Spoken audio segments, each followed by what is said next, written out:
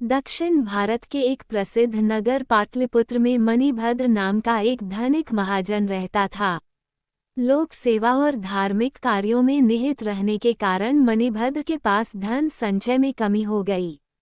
इस बात को लेकर मणिभद्र काफी चिंतित रहता था।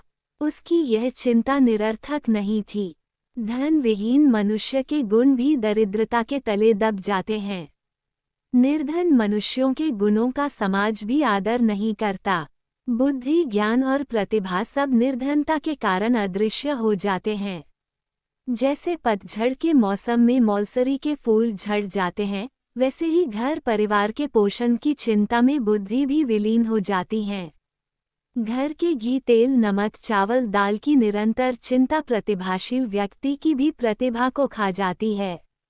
निर्धन व्यक्ति का घर शमशान का रूप ले लेता है। उस समय प्रियदर्शनी पत्नी का भी स्वरूप रूखा सूखा और निर्जीव सा प्रतीत होता है। पानी में उठते बुलबुलों की तरह उसकी मान मर्यादा समाज में समाप्त हो जाती है। निर्धनता की इस भयानक कल्पनाओं को सोचकर उसका दिल दहल उठा। इन कल्पनाओं का विचार करते हुए उसे नींद आ गई। नींद में उसे एक सपना आया।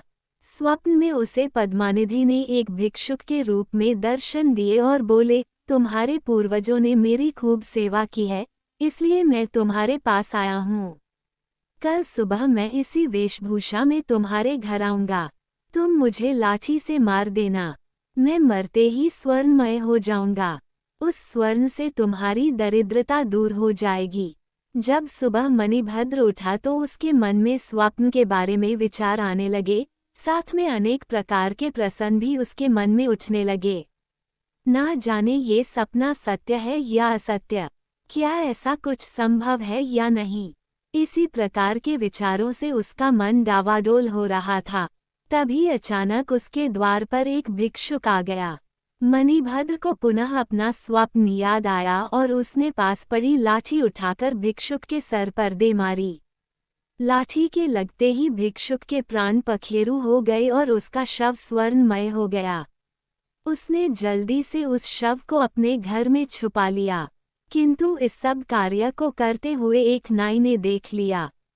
मणिभद्र ने नाई को काफी सारा धन देकर इस बात को किसी को भी नहीं कहने के लिए कहा। नाई ने वह बात तो किसी को भी नहीं बताई, किंतु वह भी मणिभद्र की तरह जल्दी से सर्व संपन्न हो जाना चाहता था। उसने सोचा कि इस सरल विधि से मैं खूब सारा धन एकत्रित कर लूंगा और सर्व संपन्न हो जाऊंगा। ये सब सोचते सोचते उसे रात्रि में एक पल भी नींद नहीं आई। अगले दिन सुबह उठकर नाई भिक्षुकों की खोज करने लगा। गांव के पास ही एक मंदिर में भिक्षुकों की एक टोली रुकी हुई थी। नाई मंदिर में अंदर गया, भगवान की पूजा अर्चना करके मंदिर के प्रधान भिक्षुक के पास गया और उनके चरण स्पर्श किए और बोला, महाराज, आज की भिक्षा के लिए आप समस्त भिक्षुकों के साथ मेरे द्वार पर पधारेंगे। प्रधान भिक्षुक ने नाई से कहा, तुम हमारे भिक्षा के नियमों को नहीं जानते। हम उस ब्राह्मणों के कुल से नहीं हैं जो निमंत्रण पाते ही गृहस्थियों के घर चला जाए।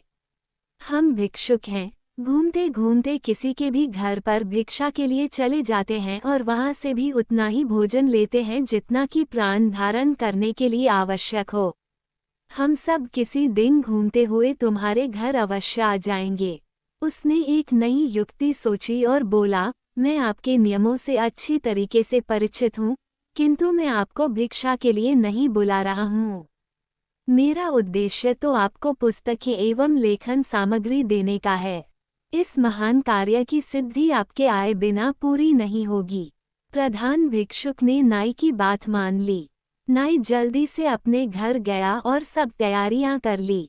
नाई अब भिक्षुकों के पास गया और उन सब को अपने घर की तरफ ले गया। भिक्षुक वर्ग भी धन वस्त्रों के लालच में उस नाई के पीछे पीछे चल दिया। संसार में सब कुछ छोड़ देने के बाद भी तृष्णा संपूर्ण रूप से नष्ट नहीं होती। शरीर के सभी अंग बेकार हो जाते हैं, बाल श्वेत हो जाते हैं, चमड़ी रूखी सी हो जाती है, फिर भी हमारे मन की तृष्णा जवान रहती है। उनकी तृष्णा ने उन्हें ठग लिया। नाई सभी भिक्षुकों को अपने घर के अंदर बुलाकर उन सब पर लाठियां बरसाना शुरू कर दी। कई तो लाठियां खाते ही धराशायी हो गए, कईयों के सर फट गए। इन सब का शोर सुनकर गांव वाले एकत्रित हो गए और एक नगरपाल भी वहां आ गया। उन्होंने वहां आकर देखा कि कई भिक्षुकों के मृत शरीर पड़े हैं और कुछ लोग अपनी जान बचाने के लिए इधर उधर भाग रहे हैं। नाई से जब इस रक्तपात का कारण पूछा तो उसने मणिभद्र के घर पर आहूत भिक्षुक के स्वर्णमय होने की बात बताई। वह भी मणिभद्र की तरह जल्दी से सर्व संपन्न होना चाहता था, इसलिए उसने ऐसा किया। राज अधिकारियों ने मणिभद्र को बुलाया और पूछा, क्या तुमने भिक्षु की हत्या की है? मणिभद्र ने अपने स्वप्न की कहानी आरंभ से अंत तक सुनाई। राज्य के धर्माधिकारियों ने उस नाई को मृत्युदंड दिया और कहा, ऐसे कुपरीक्षितकारी बिना सोचे काम करने वालों के लिए मृत्युदंड ही उपयुक्त है। कोई भी कार्य करने से पहले उसे अच्छी तरह जाने, देखे, परखे, उसकी परीक्षा ले, उसके बाद उस कार्य को करना चाहिए, वरना परिणाम नाई की तरह होता है।